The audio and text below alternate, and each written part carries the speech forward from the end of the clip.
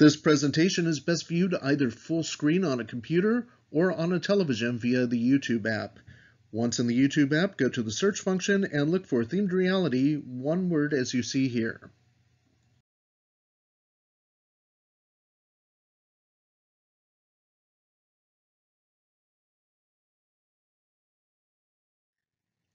I'll be using the term killer whale because, with the exception of SeaWorld San Diego, where for some reason using the term orca somehow makes it appear that the park is in compliance with state law, even though state law does not require the park use the term orca, killer whale is the preferred term used by the parks. A park's success post-killer whale is really dependent on the park's owners. In the case of Ciorama Marine World of Galveston, Texas, the park closed in 1990 with a very antiquated facility in desperate need of repair. On the other hand, Six Flags Discovery Kingdom in Vallejo, California, formerly known as Marine World Africa USA, made a successful transition away from killer whales as the park's new owners invested extensively in the addition of a number of leading roller coasters and thrill rides to supplement its collection of other marine and terrestrial animals. So take a look at this roller coaster in the back of the photo with the red track and the blue support beams because I will be bringing that up later. Because of the wide scope of this subject, and it is a very polarizing subject, people tend to be either for or against captivity. This video is far from a thorough investigation. So there are 5 things that I will not be discussing in depth. I will be concentrating on the business and marketing aspects of keeping killer whales at these parks. But when these 5 things do appear, they'll be primarily to illustrate how they affect the park's business plans or marketing strategy through the actions or statements it makes in response to them. First thing is whether keeping killer whales in captivity is good or bad. Second, the issues surrounding animal welfare or husbandry. Third, whether the behaviors of captive killer whales are natural or aberrant.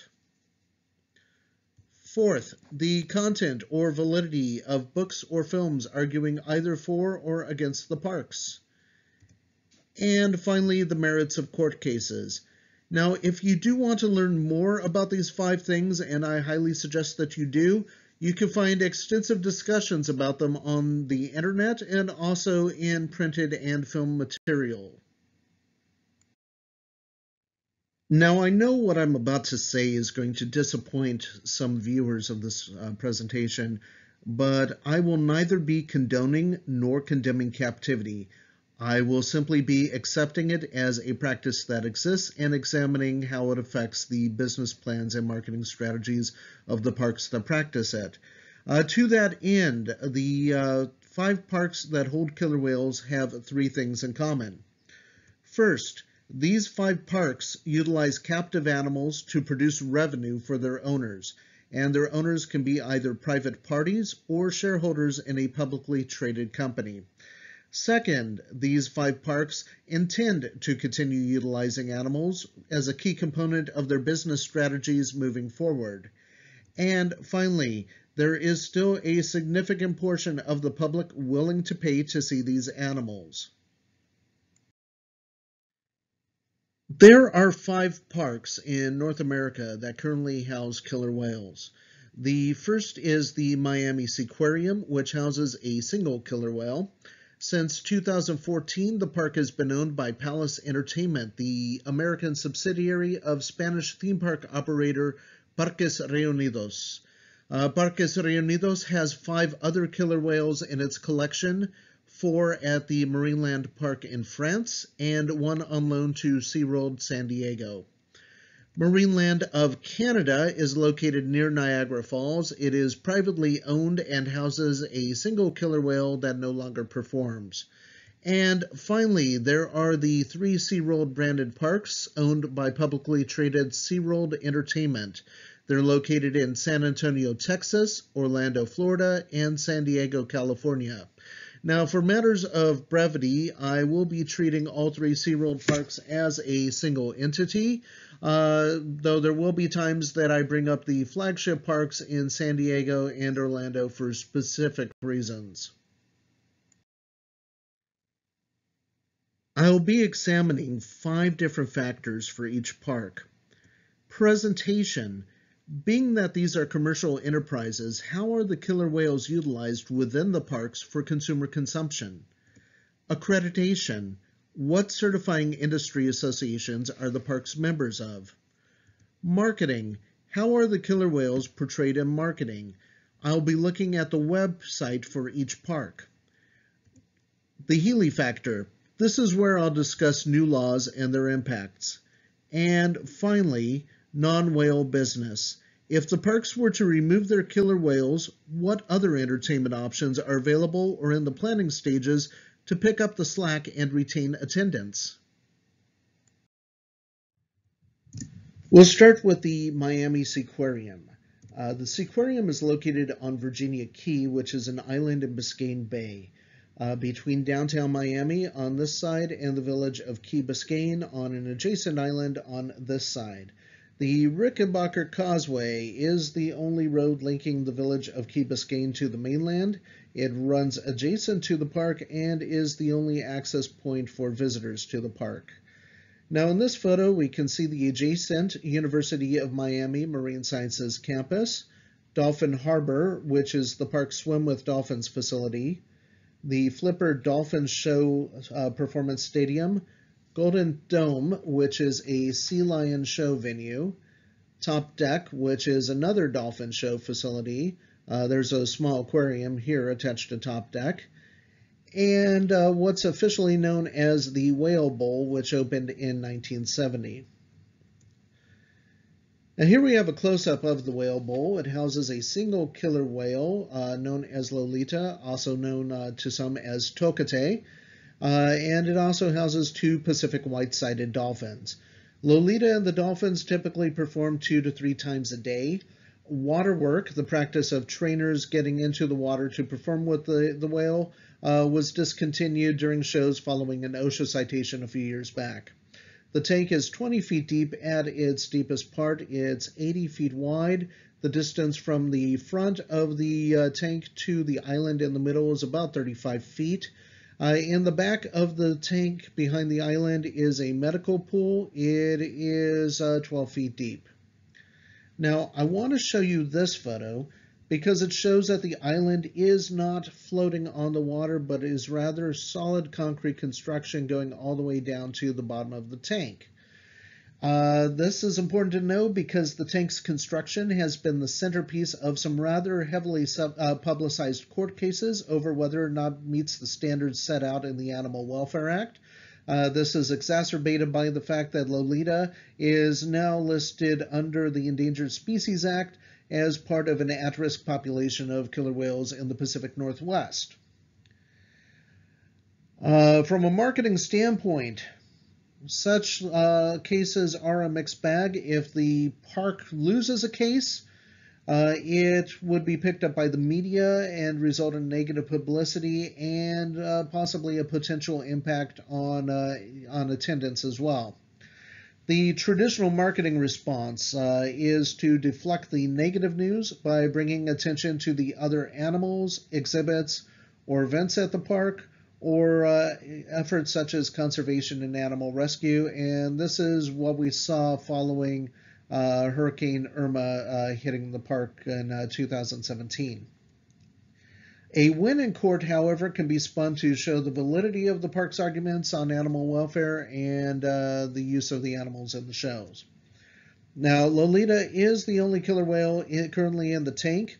Until 1980, there were 2 of them, and here we see her performing with the male killer whale, Hugo, who passed away in 1980. So now we're going to head up north to St. Catharines, Ontario, which is the home of Marineland of Canada. In this photo, you see the founder and owner of Marineland, John Holler, on the right. The gentleman on the left is Senator Donald Plett of the province of Manitoba. Manitoba does not have any captive marine mammals. However, he has been a very vocal opponent of Senate Bill 203, which we will be discussing very shortly. There is a show stadium located towards the front of the park. Elsewhere throughout Marineland can be found bears, deer, and a bunch of rides, such as this shot tower ride located in the middle. We're going to be concentrating on these two tank facilities over here. The one in the back is called Arctic Cove. The one in the front is called Friendship Cove. Between the two facilities, the park houses around 50 beluga of Russian stock. If John Holler, the park's owner, ever wanted to sell them, he could not export them to the United States since they come from a depleted population, and NOAA Fisheries in 2016 placed a ban on individuals from this population and their offspring entering the United States from any foreign territory. Now, one of the three tanks of Friendship Cove, which is this facility right here, houses the killer whale Kiska, and you can see her in the tank right here. Her tank does have a rather large slide-out area as well as an underwater viewing area over on this side. Kiska is no longer performing.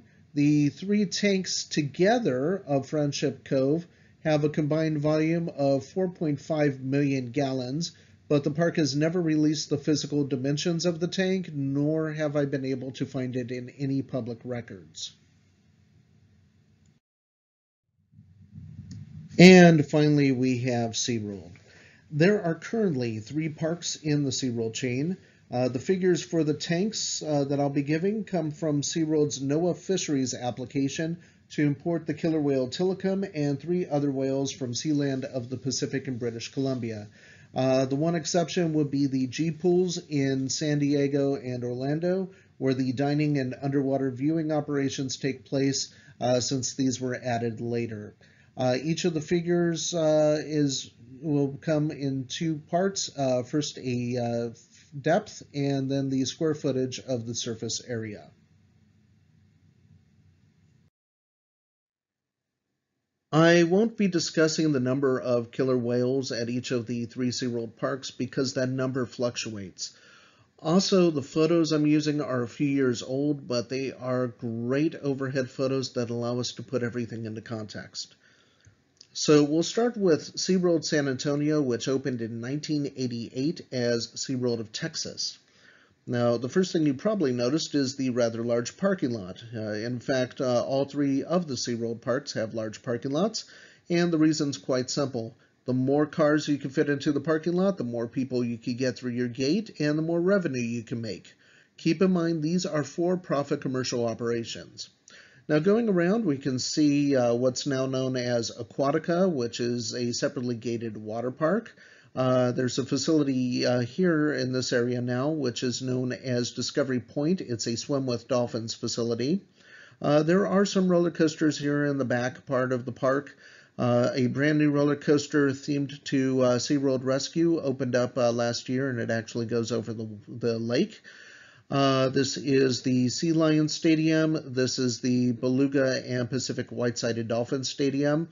Now, late last year, PETA put out a photo which pretty much went viral on Twitter, talking about how much bigger the parking lot is than the killer whale tanks. In other words, how much more room the cars have than the killer whales. Well, first of all, it doesn't take into account that you compact a lot more cars into a small space than you do the killer whales. But also, they said, okay, here's the parking lot, here's the killer whale tank. This is not the killer whale facility. The killer whale facility is actually down here, and I really wish when PETA was making its points that it would do its research. All it has to do is look at a park map on the internet. So You'll notice that there is a full dome over the main tank. When the park opened in '88, it was only covered in the areas above the viewing stands, so that if you were to look down from above with the shape of the main tank and then this little tail structure here, it gave the appearance of being a whale when seen from overhead. Now that the dome's completely filled, it looks more like something out of Star Trek. So all three of the SeaWorld parks offer the same opportunities with whales. In addition to the publicly scheduled shows, there are two upcharge activities. That means that you pay an additional charge on top of the ticket you purchased to enter the park to experience them. One is a dining opportunity where you get to enjoy a meal and see a private performance by the killer whales. And the other is an up-close tour where for just under an hour you get to spend time up close with the trainers and the whales. The three parks, much like the Miami Seaquarium, no longer do water work. At SeaWorld, that was done on a voluntary basis following the death of killer whale trainer Don Brancheau in Orlando in 2010. So the main tank here which is under the dome, is 35 feet deep, 11,215 square feet. There are two holding pools immediately behind that. They are 16 feet deep, 16 feet 9 inches deep, 8,122 square feet, and then a medical pool in the very back, which is 10 feet deep, 800 square feet. One thing that makes the San Antonio facility different than the other two is that instead of being an amphitheater, it is actually a theater in the round with viewing on both sides of the tank. So let's move on to the Orlando Park, which this is SeaWorld Orlando, opened as SeaWorld of Florida in 1973. You can see again, this is just a small portion of the rather large parking lot. The Orlando park is actually now part of a resort. There are two companion parks separately gated. One is the Aquatica Water Park, which is up in this area here across the street, and the other is Discovery Cove across the street in this direction. Discovery Cove is a reservations-only park that features such attractions as a swim-through coral reef and a swim with dolphins facility. There are some roller coasters that we can see here in the park. There's a new one that opened a couple years ago themed to sharks, which was built in this area here. And the new Infinity Falls, which is a new raft ride opening in 2018, is being built in this small area right here. The Sea Lion Stadium is here. This is the Dolphin Stadium. Prior to 1985, this was known as the Whale and Dolphin Stadium. The killer whales actually performed in here along with the dolphins. In 1985, Shamu Stadium was built and the killer whales moved over to it. So let's take a look at the tanks at Shamu Stadium. The main tank is 34 feet deep, 10,000 square feet. There are two holding tanks right behind that. They are 15 feet deep, 3,892 square feet each.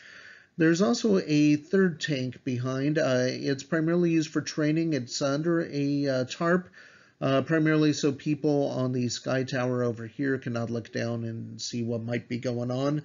This third tank is 15 feet deep, 6,300 square feet. There are two medical pools, one on each side. Each of the medical pools is 12 feet deep, 878 square feet. And then you have the G pool, which features the dining and the underwater viewing facilities. This is about 36 feet deep, 15,400 square feet. The G pool is now sealed off from the main complex in order to isolate the water temperature because it's housing 4 pilot whales. So for the time being, it's now pilot whale underwater viewing and dine with the pilot whales. So let's move on to the original park, SeaWorld San Diego, formerly known as SeaWorld of California. This park opened in 1964. When it opened, it was less than a quarter of its current size. So from this boundary right about here, it would go over to about the Sky Tower and then up. The original Shamu tank was right around this area. It was just over the length of a school bus. At one time, it did house 3 killer whales. They did put grandstands around it. It was originally designed for dolphins as a petting pool, but they did put, once Shamu was in, they did put grandstands up, kind of turning it into a stadium. Shamu Stadium was built in 1971, and so Shamu moved over to this area. You can also see the Sea Lion Stadium over here, which opened in 1966. So in 1987, the park doubled its size, the size of that it had at that time. So everything from here forward, this area right here used to be parking lot, and it became part of the park.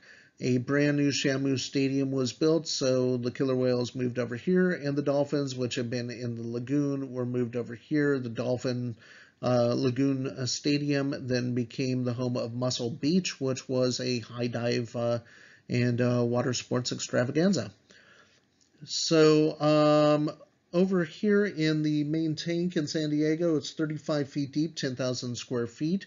There are 2 holding pens immediately behind that. They're 15 feet deep, about 9,000 to 10,000 square feet each.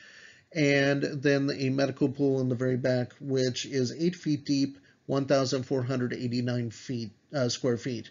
Then we have the dining and underwater viewing area, also known as G Pool, which is about 30 feet deep, 10,729 square feet. Following the implementation of the new orca protection laws in California, the labeling on everything was changed over from Shamu and killer whale to orca. So what was once Shamu Stadium became Orca Arena, and what was once known as the Dine with Shamu became Dine with Orcas. Now, just for fun, let's take a look back. This is 1988, 1 year after the new Shamu Stadium opened. And we can see the new addition for 1988 are the 2 skywalks in the back, which allowed park visitors a chance to take a look at the whales in the holding pool and in the med pool without actually having to see a scheduled show. And we have here a map circa 1966. There are some very interesting things on it. You can see the Dolphin Lagoon show right over here. This is the new for 1966 Sea Lion and Penguin show, because yes, they did have penguins that performed with the sea lions, and those penguins even rode on roller skates. This is a petting and feeding pool for Amazonian dolphins. And then in the middle, we see Shamu, who was marketed as a male and also as King of the Deep in her very small original tank. And you can see that Shamu looks very excited to be there. Zoological park facilities in the United States are certified and inspected by the Animal and Plant Health Inspection Service, or APHIS, of the United States Department of Agriculture. In Canada, facilities are inspected based on provincial law. For Ontario, where Marineland is located, the park is monitored by the Ontario Society for the Prevention of Cruelty to Animals, which has been mandated by the province to investigate allegations of animal abuse at zoos and aquariums. Marineland recently sued the OSPCA for 21 million Canadian dollars, alleging that recent claims filed against the park are based, among other things, on the organization's alleged intent to shut down all zoos and aquariums in the province. Now, there are 2 professional trade organizations I'd like to mention, the International Marine Animal Trainers Association, or IMATA, and the American Association of Zookeepers, or AAZK. Contrary to popular belief in some circles, neither of these organizations certify or accredit facilities. What they do is provide networking and career education opportunities for their members who are professional trainers and zookeepers. So within North America, there are 5 trade organizations that accredit member facilities. The World Association of Zoos and Aquariums, or WAZA, is a global organization. The Association of Zoos and Aquariums, or AZA, primarily has members in the U.S., though it does have a dozen international members. The majority of the AZA's members are nonprofit institutions. The Zoological Association of America, or ZAA, on the other hand, caters primarily to commercial operations and includes among its members the two Six Flags parks that house animals. One difference between the ZAA and the AZA are their standards on animal encounters and on the breeding of white lions and white tigers. Two other important accrediting organizations are CAZA, whose members are all Canadian, and AMPA, which specializes in parks and aquariums that house marine mammals. Now, each of these organizations has its own accreditation process developed by its membership to encourage best practices in husbandry and animal welfare. The Miami Seaquarium is a member of AMPA, the Alliance of Marine Mammal Parks and Aquariums. Marineland of Canada had been a member of CAZA through last year, but voluntarily left the organization due to what it said was construction that apparently has yet to take place. This means that Marineland is currently not accredited by any of the 5 major accrediting associations for North America. I consider this lack of accreditation to be a smoking monkey. It's something that when you look at it, it makes you feel a bit uncomfortable. The 3 SeaWorld parks are members of WAZA, the AZA, and AMPA. So let's look at how the whales are used in marketing. At the Miami Seaquarium, prior to the park's purchase, Lolita was featured quite prominently. Here we can see the park's webpage from December 31st, 2013. Now, not only is the killer whale show featured on the main page, but we see Lolita featured quite prominently as a component of the background graphic. Fast forward 1 year to December 31st, 2014. The park has a new owner, and Lolita is no longer appearing anywhere on the front page of the website. In fact, the term killer whale only appears in a few locations throughout the website, primarily with regards to a page describing the species' natural history. The part on that page about killer whales eating dolphins is really quite interesting when you consider that Lolita lives in a tank with 2 dolphins.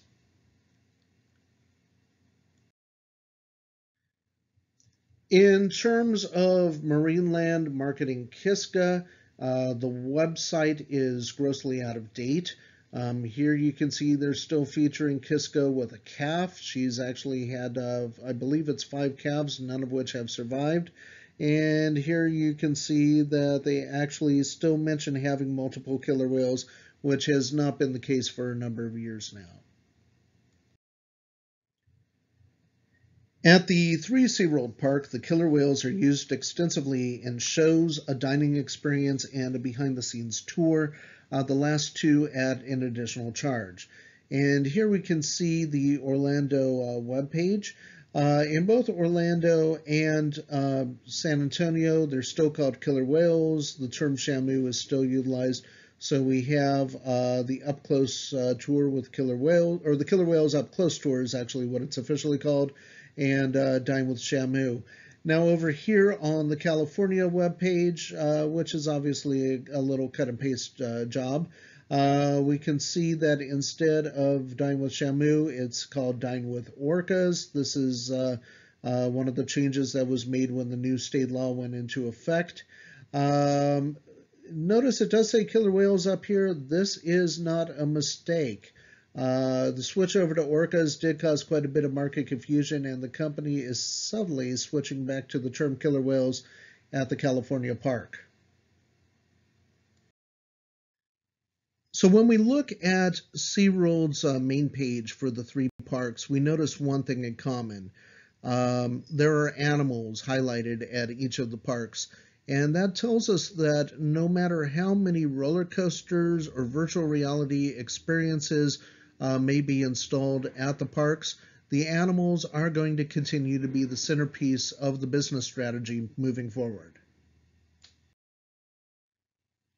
I've named the Healy factor after the late Mary Healy, who was director of the Sacramento Zoo.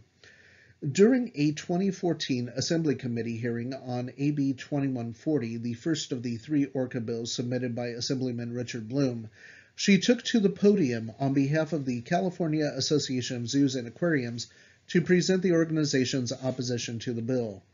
In an interview I conducted with her, she pointed out the reasoning behind the opposition. Quote, "When politicians dictate how zoo animals should be cared for, it takes the expertise and the experts in animal care out of the equation." Unquote. So, according to the Healy factor, when a legislative mandate is made for killer whales at SeaWorld, it puts into motion the ability and willingness to pass similar legislation for other species, including endangered rhinos, who are part of a species survival plan set up by a number of zoos worldwide, which include the California Association of Zoos and Aquariums member San Diego Zoo. Now, there is a deviation on the Healy factor and how it affects commercial parks primarily reliant on animals for their revenue. What happens with this killer whale in Florida sets a precedent for what happens to these killer whales in France, where there's a whole other legislative thing going on about cetacean welfare and breeding. So if Florida passes an ORCA bill and the Seaquarium abides by it, French lawmakers can point to that when they argue why Marineland, owned by the same company, should abide by their new rules as well. And that worries Parques Reunidos because although the Seaquarium at around 500,000 visitors per year contributes between 3 and 4% to the parent company's annual revenue, Marineland in France contributes much more with an annual attendance of just under 1 million. Let's do a quick review of some of the state, provincial, and national laws affecting killer whale captivity.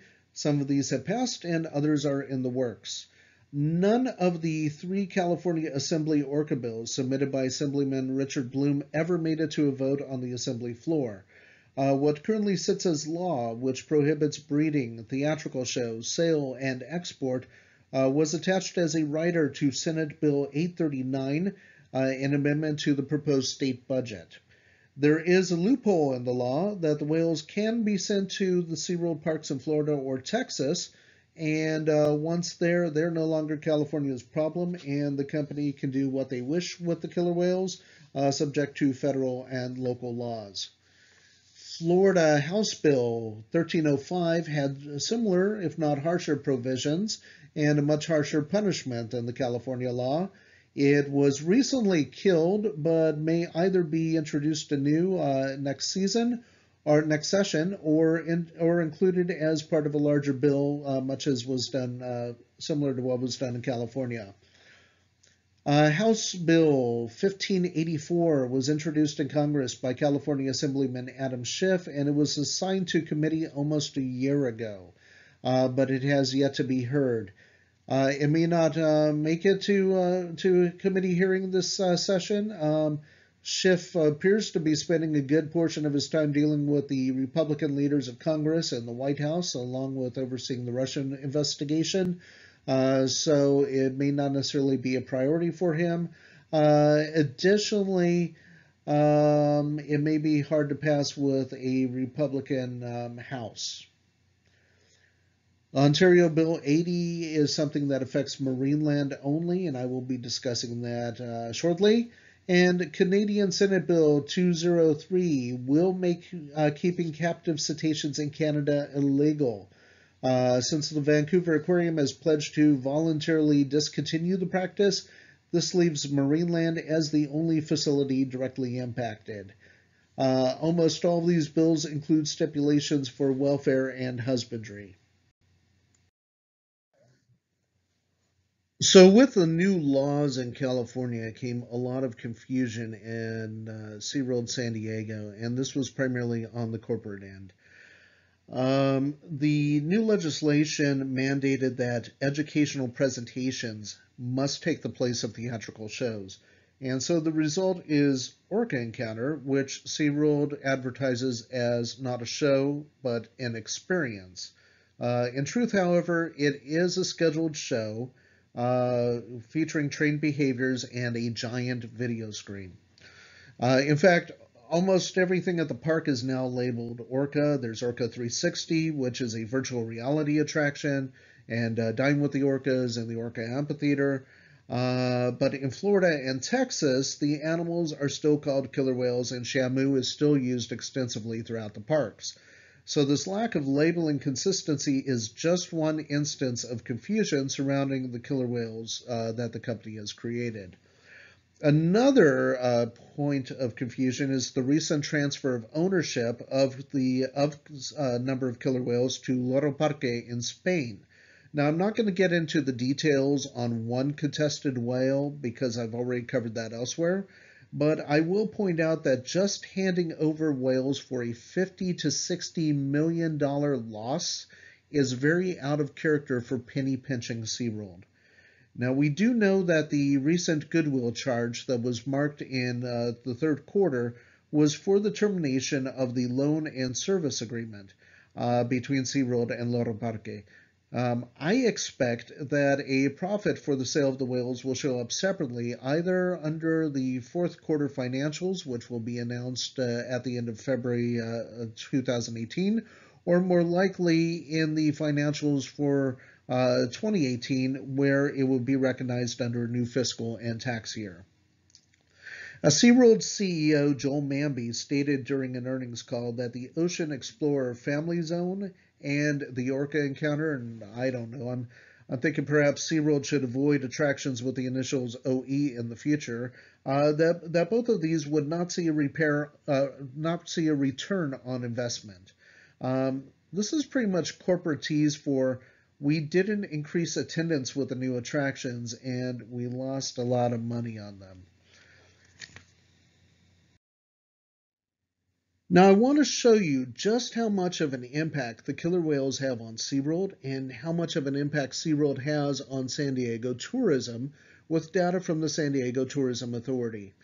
SeaWorld, as you can see right down here, is included with 6 other county attractions: the San Diego Zoo Safari Park, which they list under the old name of Wild Animal Park, Legoland California and its Sea Life Aquarium, Cabrillo National Monument, and the Midway Aircraft Carrier.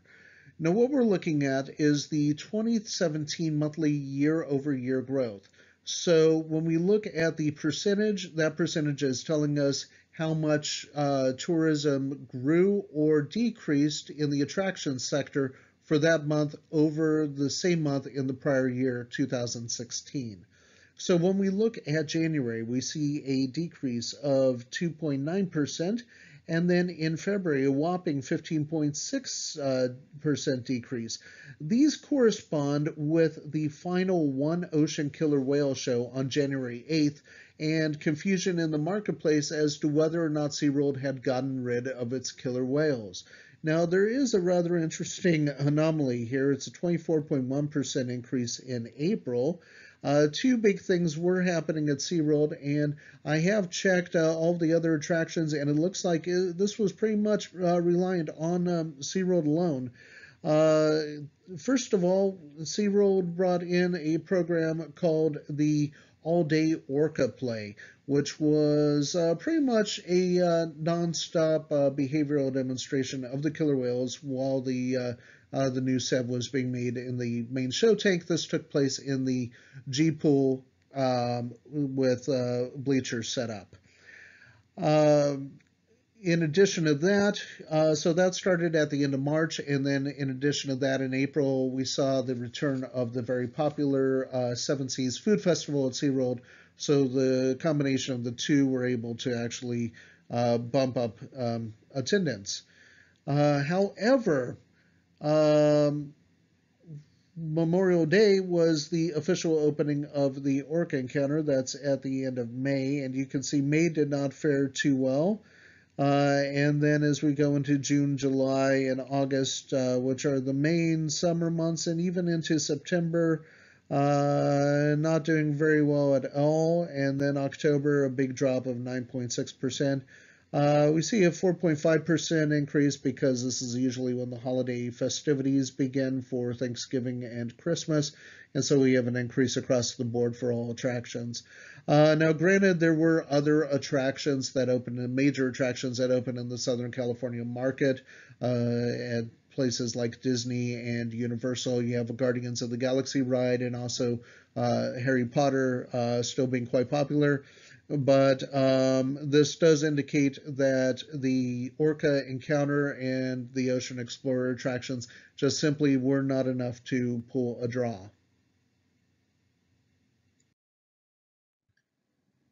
So I'm going to tell you three stories, three tales, one for each of the parks, on how a business plan set in motion kind of fell apart. We'll start with the tale of Miami Wilds. And it starts in 1992 with Hurricane Andrew just wreaking havoc on the southern portion of Miami-Dade County. So the county was looking for a way to improve the economy, bring back businesses, bring back money to that area. And one of the things they were looking at was in 1993, they started a feasibility study about building a theme park next to the zoo. Well, it took almost 20 years for that to come to fruition, and by 2014, they had 6 proposals. They narrowed that down to 4 finalists, finally 2 bidders, and the winning bid came from 20th Century Fox. And their concept, Miami Wilds, featured a theme park based around the studio's different film and television properties, a water park themed to the movie Ice Age, a high-end shopping and entertainment center, a live performance theater, and a 400-room luxury hotel. And the whole complex would be in the range of $930 million investment. So what does this have to do with the Seaquarium? Well, the timing of the Seaquarium's purchase by Palace Entertainment happened to coincide with Fox winning the bid for the new theme park project, and both were subject to approval by the same county entities. So it shouldn't come as any surprise that Fox's partner to manage both the theme park and the water park was none other than Palace Entertainment's owner, Parques Reunidos. And Parques stood to earn between 4.5 and 5.5 million in revenue as a management fee, starting on the low end, and then it would gradually increase. Now, this revenue would be supplemented by the sale of a single multi-park ticket, which could be used at both the Miami Wilds theme park and water park and at the Miami Seaquarium. And through this ticket, they'd be able to increase visitation to the Seaquarium, and visitors would experience a whole bunch of new Seaquarium attractions, like the $11 million Miami Lagoon swim through coral reef attraction that was announced. So let's look at one more aspect as to how the Seaquarium fit into Parques Reunidos' plans. The Miami Seaquarium was purchased in 2014, and almost immediately its new owner, Palace Entertainment, filed for a U.S. trademark for the term Marineland. By rebranding the Seaquarium and another company-owned park, Sea Life Park in Hawaii, the company could create a global Marineland brand, its version of SeaWorld. The flagship would remain Marineland in France. Now, the application was held up by the U.S. Patent and Trademark Office once it was discovered that a former employee of the long-closed Marineland of the Pacific in California held the trademark for use in theme parks and zoos. As of January 23, 2018, the trademark approval process was still ongoing. So while this U.S. trademark was being contested, the French Riviera was inundated by severe flooding, and Marineland was heavily affected. Now, earlier this year, Disney purchased Fox's assets, including Fox Next, the division that develops theme park projects. With Walt Disney World only 4 hours away, it's pretty safe to say that Miami Wilds is now a dead project. And while construction costs to repair the French park and meet new French post-flood construction codes continue to skyrocket, money and priorities are getting reassigned within Parques Reunidos, and the Seaquarium is now getting a $1 million renovation to its entrance instead of the planned $11 million swim-through coral reef tank. Now, Parques Reunidos is changing its business strategy and it's partnering with companies like Lionsgate, Nickelodeon, and Discovery Communications to create branded entertainment centers that will be located in shopping malls and major tourist zones worldwide. Now, sometimes these partnerships, such as the one for 10 Discovery-themed entertainment centers, makes for strange bedfellows. Marineland in France is one of the company's flagship properties, and it relies very heavily on killer whales to maintain its attendance. Without the whales, that park would very likely see a significant drop. So, what does Discovery think about keeping killer whales in captivity? In October 2013, Discovery published the video Blackfish: How Captivity Affects Killer Whales on its website and social media outlets. The Discovery video came to the conclusion that the keeping of killer whales in captivity was a cruel activity that was driving the whales crazy. Now, to complicate the relationship between Parques Reunidos and Discovery even more, Discovery is also the majority owner of the animal rights website, The Dodo. Here we can see a Dodo report on how captivity is driving Lolita blind. And here's another one lamenting how the matriarch of the Marineland family in France lived almost her entire life in captivity. Now, the site does target other parks as well, specifically SeaWorld and even this one, Marineland up in Canada. And we're going to explore what happened there next. So now we come to the tale of a boy named Ike. The timeline that I'm going to give comes from court records in a lawsuit between Marineland of Canada and SeaWorld Entertainment. So in May 2001, SeaWorld's then Vice President of Zoological Operations, Brad Andrews, and Marineland's owner, John Holler, first discussed a breeding exchange of killer whales, and over the next few years, the conversation continued between Holler and SeaWorld owner Augustus Bush III. In 2004, a formal discussion took place for the artificial insemination of killer whales and belugas at both parks. In February 2005, an agreement was made for the exchange of one SeaWorld killer whale for 4 Marineland belugas. The plan was for a female killer whale to be sent to Marineland to breed with the male Candu 7. However, Candu passed away on December 21, 2005. In March 2006, the plan changed and it was decided that an adult male would be sent instead to breed with both of Marineland's female killer whales, Kiska and Nootka. Shortly after this plan was made, Nootka passed away. SeaWorld then proposed a juvenile whale to breed with Kiska's juvenile calf, Athena.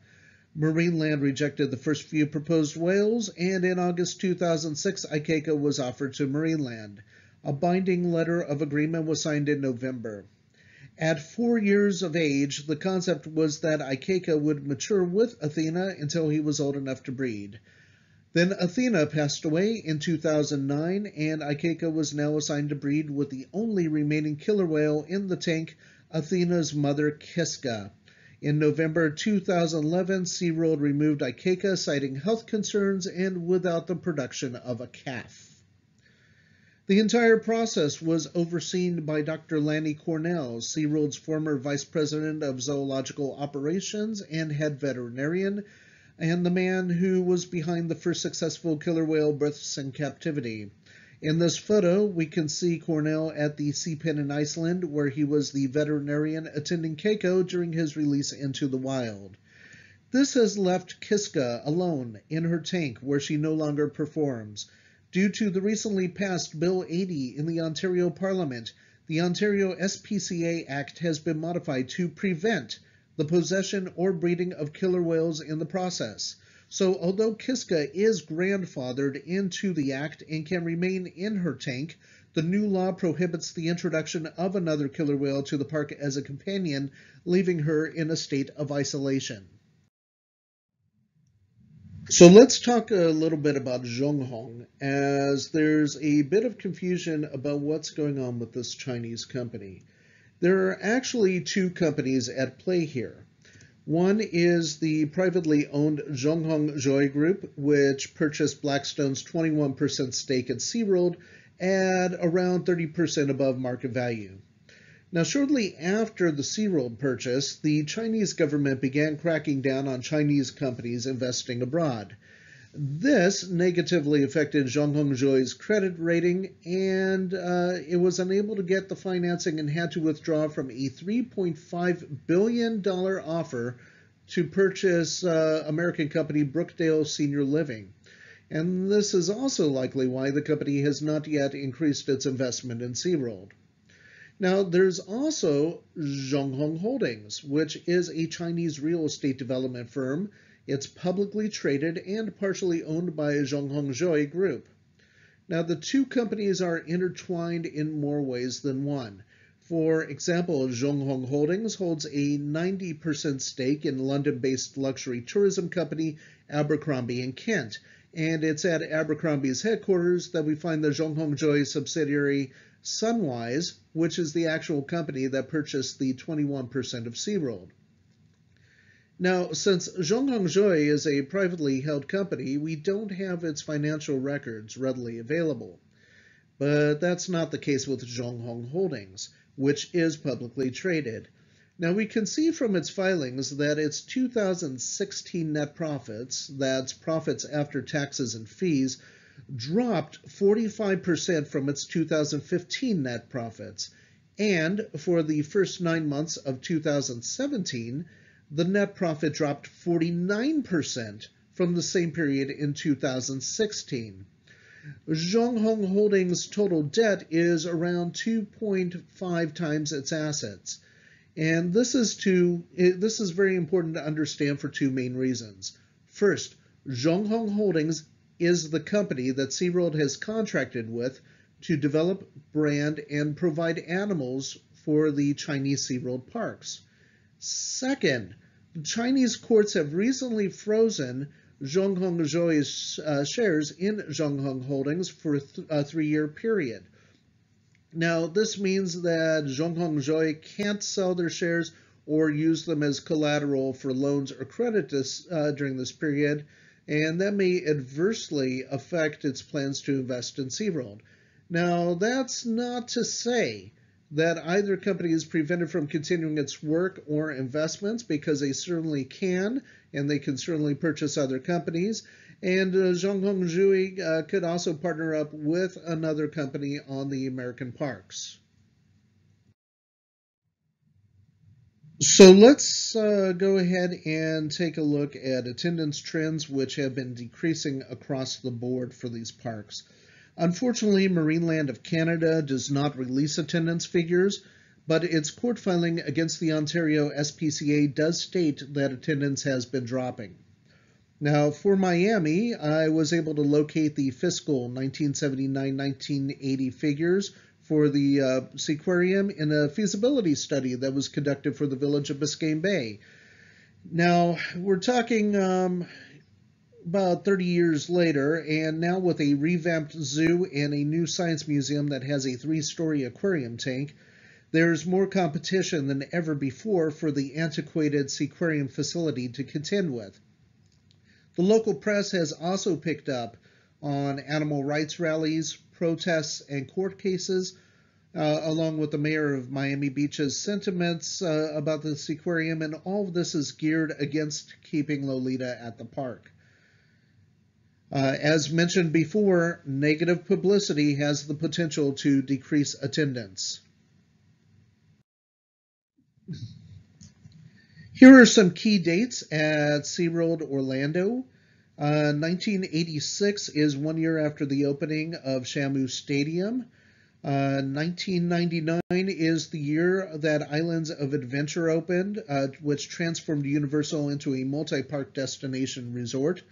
2008 is the highest year on record for annual attendance, and also happened to be the final year under Anheuser-Busch ownership, and then finally the last full year on record, 2016. Here are some key dates at SeaWorld San Diego. 1987 is the year that the park doubled in size and the new Shamu Stadium, the current one, opened. 1999 is when Legoland California, the park's closest theme park competitor, opened. 2001 saw the opening of California Adventure, which transformed Disneyland from a single park to a multi-park resort. The peak attendance year was 2012. This was the year that the Manta roller coaster opened, and it was also the year before the anti-SeaWorld film Blackfish was aired almost continuously towards the end of the year by CNN. Finally, 2016, the most recent year on record. While we can see a discernible loss in the North American marine life park industry, there is one part of the world where that trend is going in the opposite direction.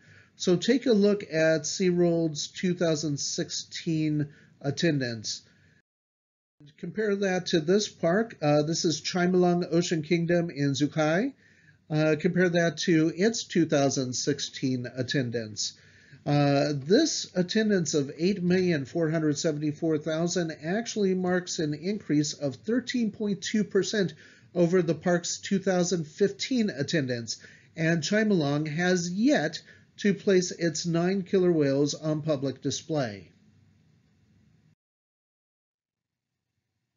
So that brings us back to our question: can a North American killer whale park succeed without killer whales? For the Seaquarium, the answer is yes, but it will require an extensive investment in new attractions, such as the proposed Miami Lagoon, in order to retain existing visitors and entice new ones. The investment would be on the low end of between $15 and $20 million annually, and without that kind of investment, the other offerings at the park will not be enough to compete against other marine life attractions in South Florida, such as the new Frost Museum of Science in downtown Miami with its giant aquarium tank, or the many Swim with Dolphins facilities in the Florida Keys. The park's owner, Parques Reunidos, believes that keeping killer whales at Marineland in France is essential to that park's operation, and removing Lolita from the Seaquarium creates a precedent that will somehow affect what happens with the French whales. With Marineland of Canada, the removal of Kiska will have very minimal effect on operations and marketing, and will actually open up a sizable tank for the belugas. Owner John Holler's current concern is Senate Bill 203 and how it will negatively affect his business overall. SeaWorld could operate without killer whales, but first it needs to determine what kind of operation it wants to be. The Orlando and San Diego parks were once deemed destination parks, meaning they pulled in attendance from throughout the entire country and the world.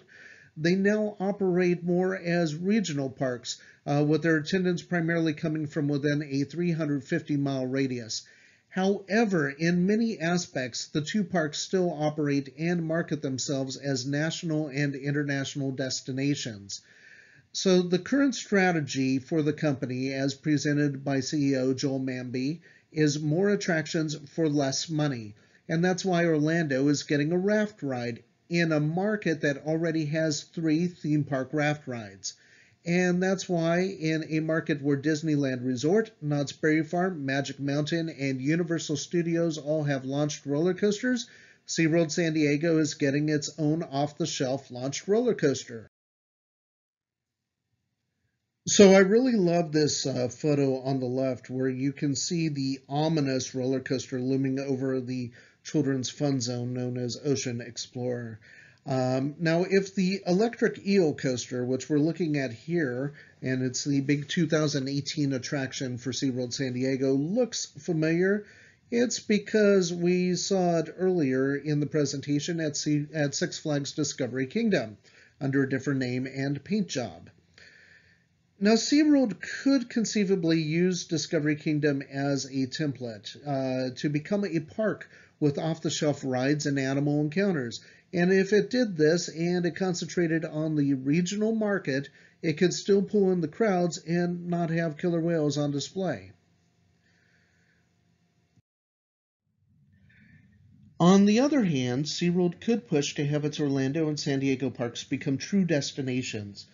Now, I've seen proposals that the park could pull a profit if it replaced its animals with virtual reality and media-based attractions. The problem with this concept is that the parks are too big for this idea to succeed under the current attractions budget. Now, they are currently doing this, but on a small scale. But when you look at attractions like the recently opened National Geographic Encounter in Times Square, or Orby, which you see here, which is a virtual wildlife park created by Sega and the BBC with locations in Yokohama and Osaka, Japan, and in Dubai, if they were placed within a SeaWorld theme park, they would occupy far less than 1/4 of the entire space. Now, when Epcot Center opened at Walt Disney World in 1982, its construction cost was close to $1 billion.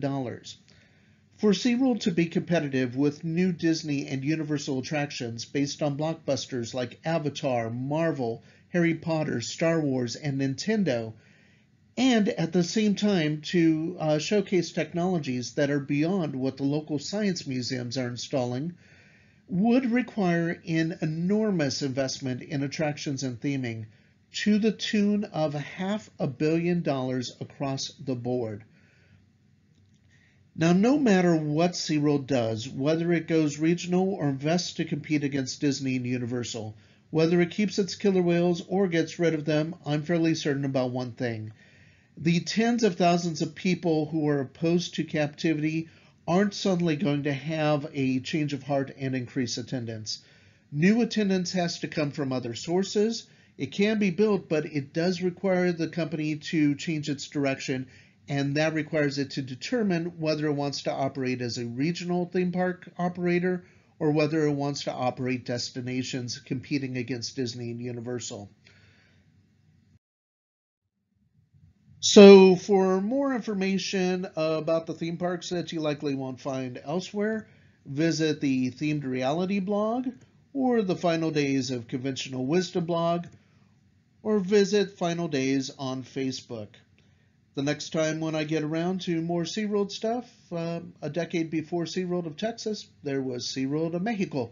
Hasta luego.